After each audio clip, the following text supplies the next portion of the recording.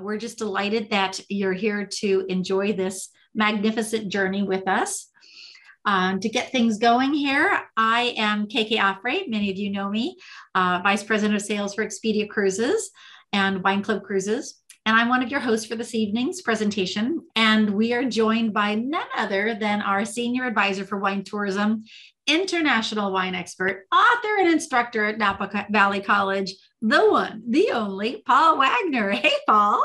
Hi, I'm really happy to be here, and even happier that I'm going to be the primary wine host for 4 weeks of going through the wine regions of France with 4 of my dearest friends who are also spectacular wine experts. So this should be a lot of fun. Let's dive into this stuff and let these people know all about it. Absolutely. Well, we're excited to talk about the Grand France wine cruise. This magnificent itinerary deserves an elevated experience, and it starts all on April the 20th of 2023. It's a combination of 4 7-night cruises, and each are featuring the wines from 6 different wine regions, beginning in Bordeaux, then connecting to the Seine, across to Burgundy and the Rhone. The most common comment I've heard to describe this itinerary so far has been magnificent, and I think that's really apropos. And you know, a magnificent itinerary really deserves an elevated experience. Our exclusive wine events and hosts set the stage, while the inclusions really make every moment more enjoyable. From the included tours every day, including gratuities to both the cruise and land staff, included bag of laundry each week, seamless transfers between the ships with TGV and coaches, little touches of surprises and delights. And this just encourages you to soak up the sights and to sip to your delight and create spectacular memories. We're very excited to explore the daily adventures, and they become, of course, more enjoyable when you can take them at your pace. We include a selection each day of 3 levels of walking. So there's the active, average, and gentle walkers in smaller groups with more guides using the whisper box technology. So you can even step away from your guide for that perfect photo and still hear the narrative from your guide. On tours, yes. KK, we've picked out a couple of these wine themes, shore excursions, because they're so much fun, including, I think my favorite event on this whole cruise is the Blaye Wine Festival. And Blaye is a small town just across the river from Pauillac, so it's in the heart of Bordeaux. But the Blaye Wine Festival is actually a local wine festival. There are about 150 to 200 wineries. They all show up and pour their wines. That's fine. We've all been to big wine tasting. What makes this one different is that entire families show up, because the entire commune of Blaye shows up here to buy their wine for the year. So they show up and they start buying 6 bottles of that and 2 cases of that as they walk through the festival. And then the festival has these volunteers that put them on hand trucks and run them out. And it's so cute, because you see moms, dads, grandparents, little babies all wandering around, picking out the wines they're going to drink. I swear at one point I saw one of the parents looking around, and I thought, you know, in another minute, that baby's going to be out of the stroller and there's going to be a case of wine in there instead. But it is a really unique experience, and absolutely something you don't see anywhere else in the world. So it's wonderful. And then we're visiting chateaus in Sauternes. We have a Nuit Saint-Georges tasting in Burgundy, an Hermitage tasting in the Rhone. These are amazing wine events. That's spectacular. Well, and we should really talk about where we're going to start. So our journey is going to begin in the undisputed wine capital of Bordeaux, traveling on the Gargan, the Dordogne rivers, and up to the Gironde estuary. Every day presenting visits to chateaux, villages like Saint-Emilion, where the vineyards themselves are UNESCO World Heritage Site, and where an afternoon at the market will awaken the senses as you taste and savor in the shadow of the monolithic church. The adventurous climb can be 196 steps for a brilliant view up there. It's simply spectacular. You know, when you step into the La Cité du Vin, and the world's enthusiasts for wine go crazy. This place is so popular. And of course, you can stroll along the waterfront for a short 15-minute walk from the ship, and it'll take you straight into the heart of Bordeaux with all its rich and grand history. It's got cathedrals and grand architecture, romantic bridges which coexist with the modern art. Exploring the culinary aspects of this region, and of course, you know, when it comes to the seafood, that's definitely a must. But of course, very important is our wine experience. So perhaps, Paula, you can talk a little bit about this. Yep. I for years in my real life, I represented the wines of the Grand Cru de Saint-Emilion and the Grand Crus of Bordeaux. And so we are going to be able to do 3 separate seminars, one on Saint-Emilion, one on Bordeaux as a whole, and then one on Sauternes Barsac. All of these are Grand Cru wines. So these are not just your everyday wines, but these are all of them identified, at least in Bordeaux and Sauternes, as part of that 1855 classification of the great wines of Bordeaux. And then we're going to do a Grand Cru dinner, working with the chef of the ship. We will do a right bank dinner, which means Saint-Emilion and Pomerol, wonderful wines over there. They tend to be made with Cabernet Franc and Merlot, whereas the left bank tends to be made with Cabernet Sauvignon. So you get a nice sort of comparison between those two. And then I have word out to a couple of different chateau owners. I think one of them actually is thinking that he, or it might even be a she, would join us on board and have dinner with us one night and tell us about their chateau, their family, and all of that. And all of that is just part of the overall experience. And the guy who's going to help do all of this is Ray, who's the executive wine editor for Food and Wine magazine, wine and spirits editor for Travel and Leisure. This is a guy who really knows his stuff. He's a wonderful, friendly, fun guy. He's been on National Public Radio and other things talking about wine. And he and his wife are going to join us for the cruise and have a wonderful time.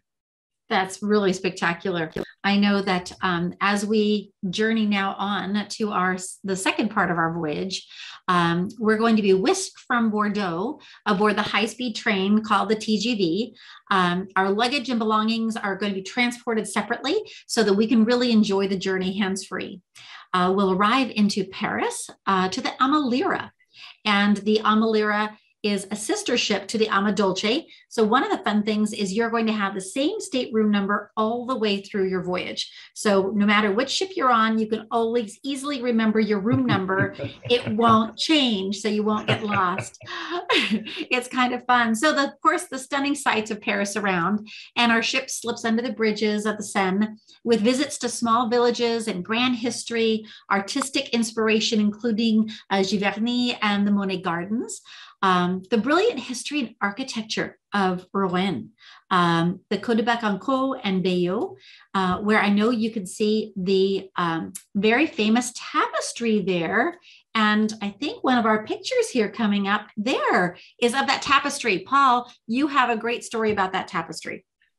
Well, the tapestry commemorates, it's sort of amusing, it commemorates the last successful invasion of England.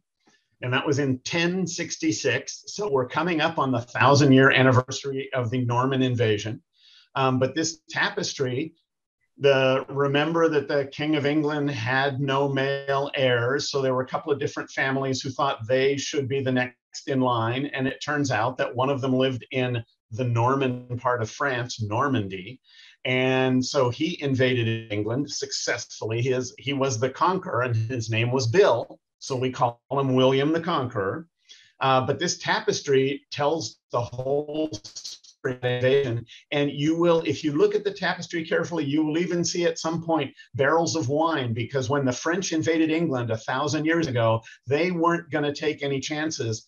By about 20 years later, there were 1,000 ships carrying wine from France to England to make sure that the King of England got a good share of wine. And little trivial side note here that's kind of cool is that 300 years after this invasion, from 1066 to about 1350, the official language of the English court was French. It wasn't English. So the King of England didn't speak English, he spoke French. And one of the kings was, for example, the guy we call Richard the Lionheart, but in fact, his friends called him Richard Coeur de Lion, because he was speaking French, he wasn't speaking English. Robin Hood, somehow he got misled on all of that. That's so fun. Well, I love all the history, and we're going to see things like the Norman villages along the way, and of course, the town of Le Havre, which is right on the English Channel. We're going to visit the beaches of Normandy, and we'll even tour the American Cemetery and memorials. And we're all going to see that from the town of Honfleur. It's one of my favorites. It's a very picturesque harbor, amazing outdoor market. And of course, this is where we culminate our experience before going back to Paris along the river. So, Paul, of course, that leads us to a wonderful wine experience and help us understand that really there's not wine regions right close to the Seine. So our wine experiences, how are we going to then bring them aboard?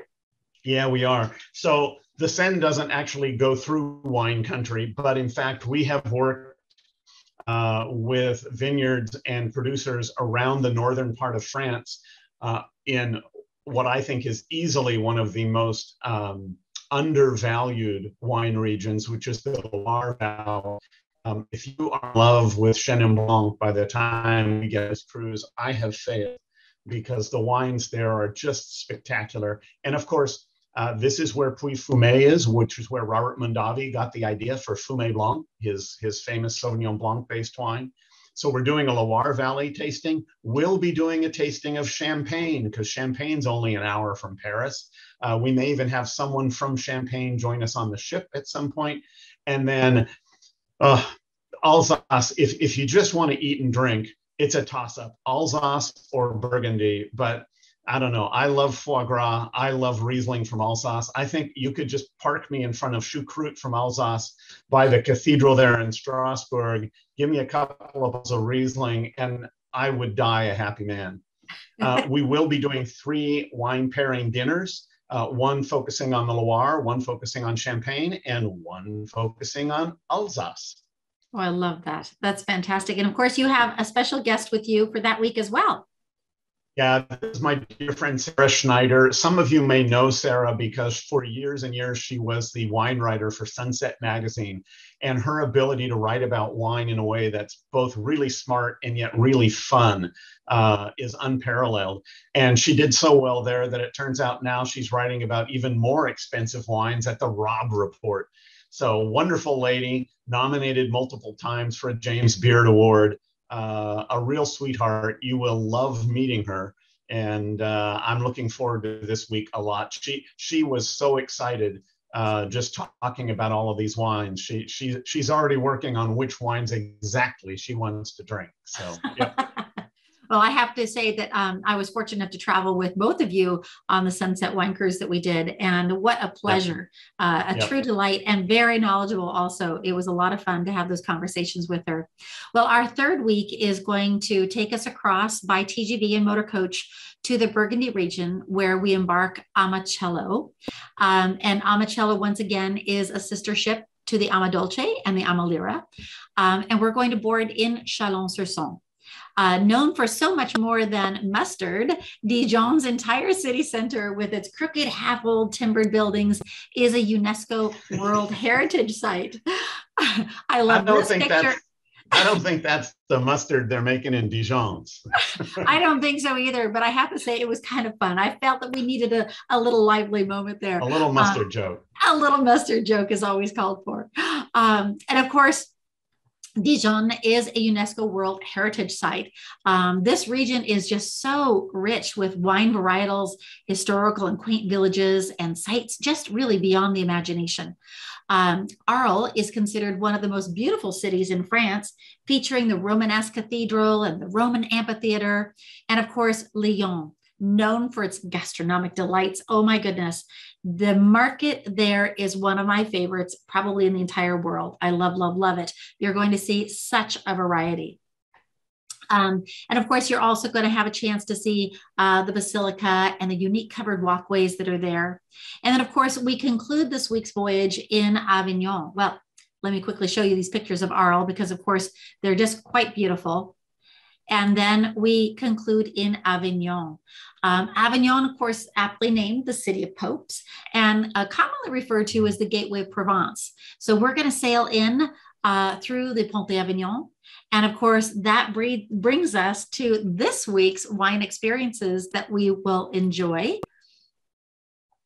And there you go.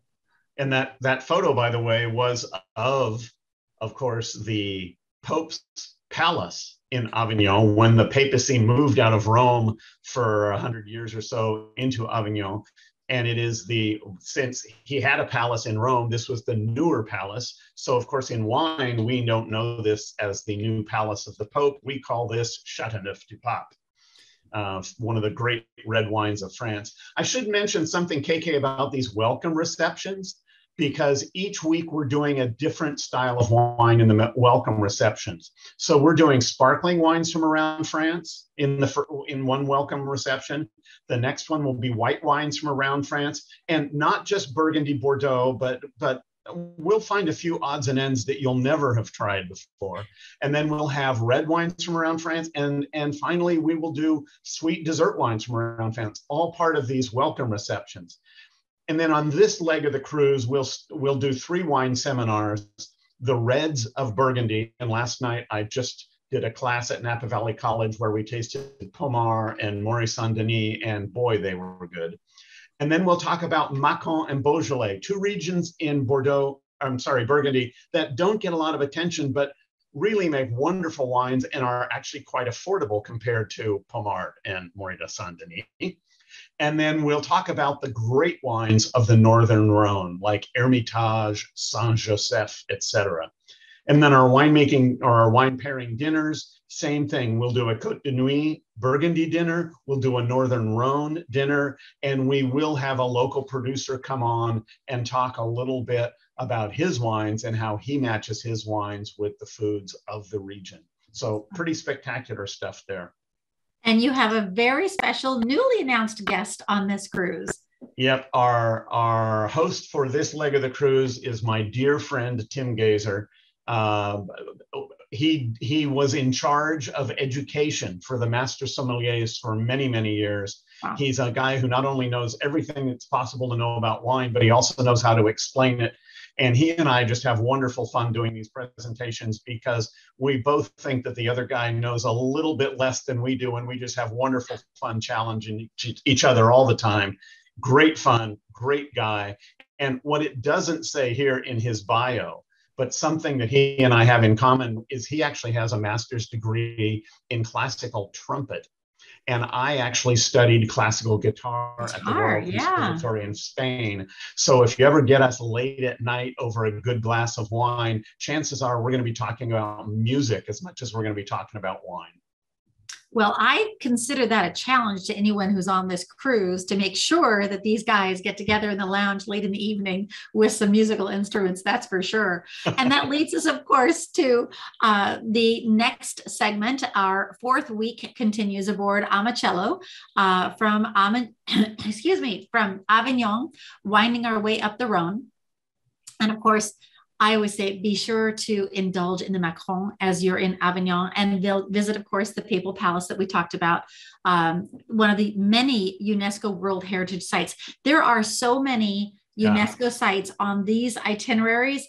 It's truly brilliant. So literally, you could just make a checklist of so many of them. I must say that a visit to the truffle farm in Grignan is a must do. I absolutely loved this.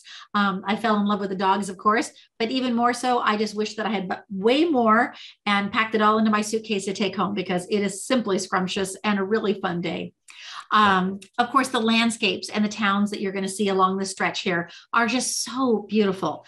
And of course, between exploring the wine regions of Beaujolais and Côte d'Aron, and of course, you'll see the wonderful preserved ruins along the way, because there's many Roman ruins of this region, including the churches and abbeys in Vienne and Mâcon. There's really no better conclusion to this magnificent journey than Chalon-sur-Saône. And it just kind of whispers of the secrets of its medieval past. I think there's so much to see and so much to experience. But of course, it's wonderful best when combined with wine. Great wine. And so we start this one with another one of those welcome receptions with wines from all over France. And then we're doing 3 seminars. The first one will be the Southern Rhone. Now, the Northern Rhone primarily focuses on Syrah, and that's Hermitage, Saint-Joseph, Crozes Hermitage, etc. And then in the Southern Rhone, you get Gigondas, you get Châteauneuf-du-Pape. We'll be tasting those on this portion of the cruise. And then Great White Burgundy, Pouligny-Montrachet, Chassagne-Montrachet. If you think you know Chardonnay, these wines will absolutely blow you out of the water. And then we have a series of fun little wines that we've collected that we just think would be great fun. And that's what we're doing for the 3rd tasting here. In terms of the wine pairing, again, we'll do a Southern Rhone, Châteauneuf-du-Pape, etc. dinner. We'll do a wines of Burgundy dinner, this time with the Côte de Beaune. And then we'll wrap up with yet another one of the dinners featuring a local producer who comes on board and tells us stories. It makes such a difference when you have that local influence as well. But you do, of course, have a wine expert with you again for this week. Yeah, this is my buddy, Scott Harper. Scott is a real gentleman. He is based in Louisville, Kentucky, and he would be horribly embarrassed to hear me say that because he explains that it is pronounced Louisville. It is not Louisville, it's Louisville. Scott has he's not only a wine expert, but he's an expert on all kinds of spirits, including, as you might expect from Louisville, Kentucky, bourbon. The wonderful thing about Scott is, again, wonderful guy, works as a somm in a restaurant, is now the managing partner of a major restaurant group in that part of the country. But he has that wonderful southern sort of bourbon drawl when he talks about wine. And there's simply nothing like it when you hear him say Cabernet Sauvignon. It doesn't sound the same, Cabernet Sauvignon. Wonderful guy, and a true friend and a great partner for this part of the cruise. That's really wonderful. And of course, as we think about this epic journey, we feel that wine should be accompanied by no less than great cuisine. So as members of La Chaîne de Retisseurs, featuring very high quality farm to table ingredients sourced locally, you'll really enjoy exceptional meals to delight and highlight the wine experience. Having experienced this firsthand, I can assure you that you will never be hungry. There's just brilliant cuisine at every opportunity. And of course, I want to recap and remind that our full cruise guests will receive some really exclusive amenities, which include things like the laundry. Well, when you're traveling for 4 weeks, to have a bag of laundry done every week really makes a big difference. It makes it even more convenient for you to be focusing on the destination. Of course, gratuities to not only the ship staff, but also to the shore staff for all the shore excursions and special touring that we're going to be doing. And then, of course, the seamless transfers. I talked about those a little bit in the beginning, but if you can imagine that when we leave the luggage to the trucks and the porters, and we just seamlessly go from one ship to the other, it really, again, makes for that wonderful journey. Additionally, there will be some shore excursions that will be exclusive to the full cruise guests. And we kind of added this together, and it really represents more than $2,100 per person in just some of these extra special amenities that they will receive. And of course, I'm sure that we've covered a lot, and a lot of itinerary, a lot of destination. And so I'm sure many of you still have questions, and we would like to welcome them. So hopefully you've been chatting away while I'm talking. I can't see the chat box, so we'll take a look at it. I see that some of them have actually popped up already. So let me just take a couple of the questions that I can see, and then I'll quickly open up the view for everyone. Let's see. Someone says, you mentioned the amenities for the full cruise. What amenities are available for the segments? Oh, that's a great question. So many of the wonderful amenities are included for everyone. So everyone is going to receive prepaid gratuities to the cruise staff. The full cruisers will have it for the land and shore folks as well, but everyone will have the full gratuities for the ship staff. Of course, all of the non-alcoholic beverages and of course, there's going to be lots of wine, but even bubbles with breakfast, things like that are all included. It's a very fairly inclusive experience. Our daily tours. Most of all of these shore excursions that you've seen so far today, all of those are included, and there's going to be many more to choose from. So there's really a lot included in this program. The entire, whether it be for 7 days, 14 days, 21 days, or the full 28, there's going to be an awful lot included. Let's see. Someone asked. Yeah. Okay, you talked about food a little bit, and I don't think you talked about it enough, so I'm going to say a few things. One of the things that's absolutely amazing about Ama is you literally get up at 7 o'clock for breakfast, and you walk into the dining room, and there are fresh baked pastries there. They bake all their own baked goods on board. While you are enjoying yourselves and settling into your cabins, I can tell you what I'm going to be doing for the first afternoon I'm on board the ship. I'm sitting down with the sommelier and the chef, and we are literally going through every one of these menus, item by item, and deciding on whether, well, should that sauce include mushroom, or should it be maybe Madeira with the Bordeaux? We literally work through these menus with these guys. Sensational cooking crew, really nice professional people to work with, and they know the way to my heart is truffles, so you can expect to see a bunch of those on board. Well, that gets me excited too. And I have to say, it really is exciting because on this grand voyage, they know that many of our guests are full cruise. And so as a result, they're going to make sure that there's lots of different variety throughout the voyage. So it's not going to be a repeat of the same menu. On the different segments. So thank you. It's a great point. There's actually so much that we could talk about. I could stay here for 2 hours. So I tried to squeeze as much in as we can. But someone asked something that I think we answered, but I know it went quickly. Will I be in the same room throughout? Yes, the ships are sister ships. There's only one category, an A+. That is different. All of the others will have the exact same stateroom number in the same category all the way through. And let's see, another question I see here is, where can I find the pricing? That's a great question. The number that you see on the screen, the 877-651-7447 is our direct wine cruise telephone number. And if you inquire with us, we will give you the links so that you can look at the pricing for either the full cruise or any of the segments. You're also, of course, welcome to send us an email and we can get right back to you. And, Paul, this is something you and I've talked about before. Someone's asking, let's see, the question says, I've been on the French River cruise before. How would this be different? Well, that just gets me excited because you can never see enough in one trip.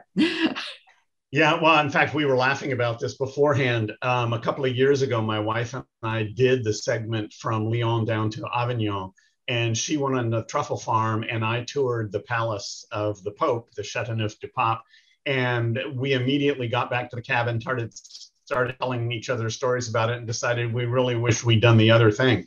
So one of the things you're going to be able to do is all the stuff you missed the first time. But the other thing is all these wine adventures. This is not just somebody on the ship pulling a couple of wines off the list and saying, here, let's do a wine tasting. These are in-depth. They are with world-class wine experts, and we're pulling in some of the great wines of the region. So you've got 3 different wine tastings, and you've got 3 wine and food pairing dinners, plus the reception. To get you, so it's 7 events in 7 days to get you really clued into wine. And then we're also organizing some special shore excursions that will take you places that the normal cruise itinerary wouldn't do. I know a couple of years ago, for example, I called up a friend of mine whose family owns a smaller chateau in Entre-deux-Mers in Graves.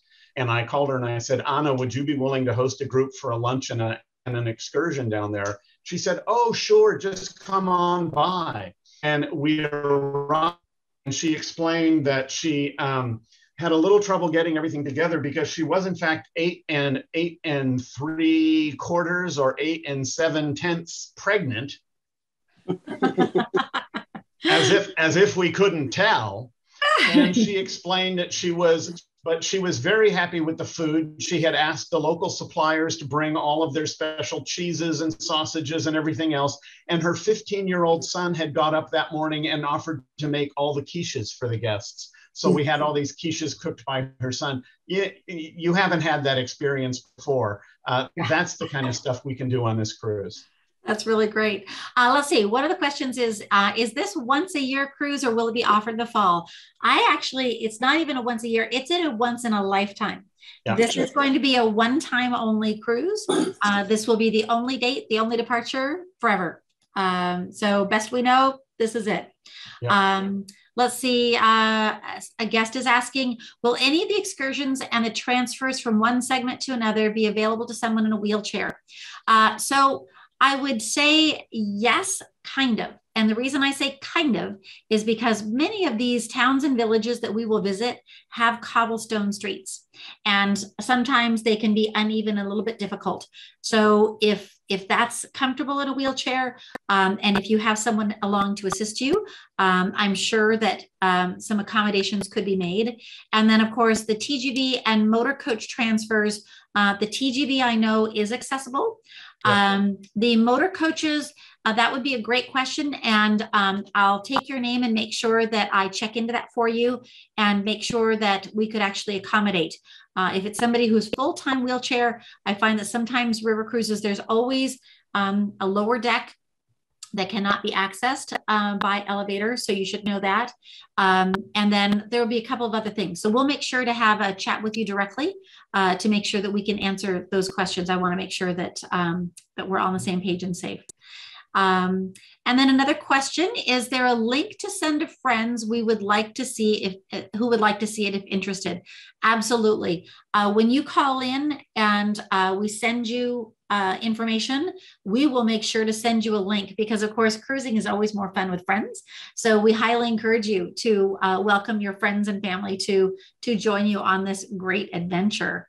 And KK, one of the other questions on the chat board that that James answered, but would tie into that question, is that this entire conversation, this entire presentation is being recorded. So there will be a link for that as well. So you can not only send them a link about the cruise, but then you can send them a link to this particular seminar.